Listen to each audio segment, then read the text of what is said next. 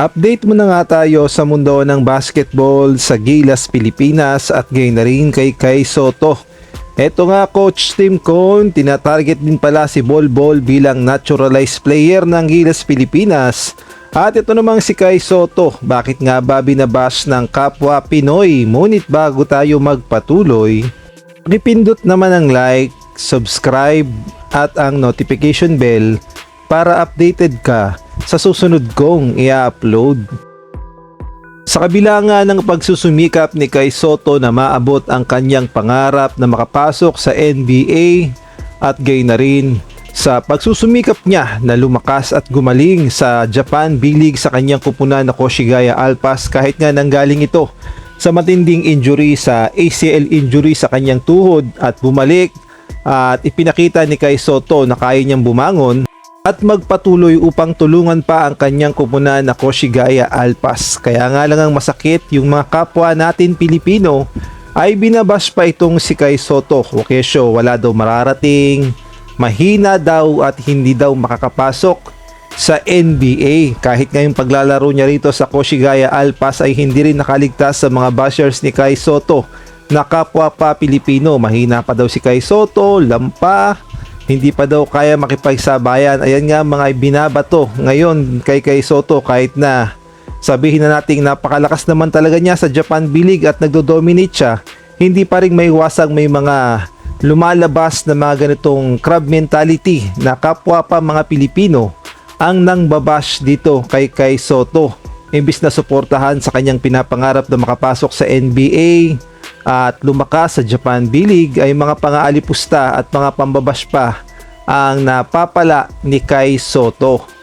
Ngunit eto ngang si Kai Sotto ay focus lang sa goal at hindi nga nagpapaapekto sa mga bashers na pilit siyang binabagsak. Ang sabi nga noon ni Kai Sotto sa kanyang post, kasi mas matagal kang darating sa paroroonan mo kung babatuhin mo lahat ng aso nakakahol sa iyo.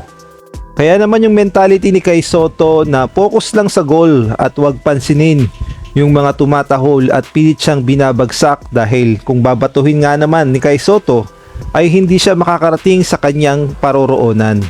Samantalang sa ibang balita naman, ayon nga dito kay Coach Tim Cone ay wala pa talaga silang pwedeng ipalit dito kay Justin Brownlee kung sakasakaling tumanda na ito at hindi na talaga kayang magpatuloy as naturalized player ng Gilas, Pilipinas, dahil hindi talaga may iwasang magkaedad na si Noypi.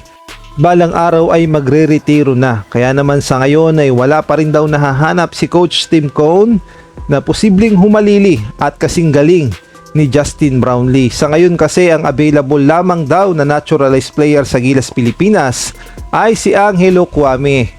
At ito ngang si Benny Boatwright ay hindi pa talaga masasabing naturalized player dahil inaayos pa nga ang kanyang mga papeles sa Senado.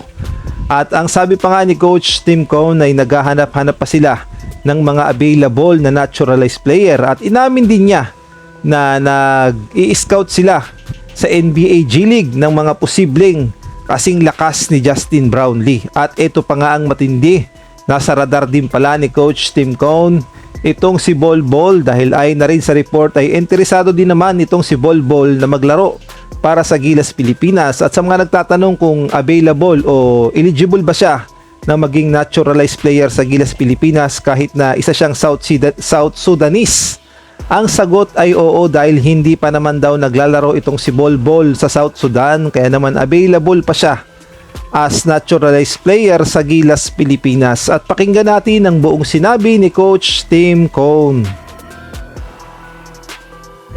Now, the national team, right now, we don't have any other naturalized players that are available except for Ange Kwame. And we are trying to, we know that Justin's getting a little older, and we're going to need to move on from him in time. He knows that also, but he's going to continue to give us our best until that happens.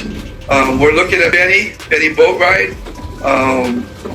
He hasn't got his papers straight yet. We are scouting other players. Guys like, apparently we were told by Josh Reyes that Bol might be interested in being a naturalized player for the Philippines, even though I think he's Sudanese, right? Sudanese, yeah. South Sudan. He didn't play. He didn't play with the Sudan team, so he's still eligible to be a naturalized player elsewhere. So you never know. But it's out there. We know it. We're aware of it, and we're certainly looking into it. I'm scouring the G League right now, seeing if we can find another Justin Brownlee in the G.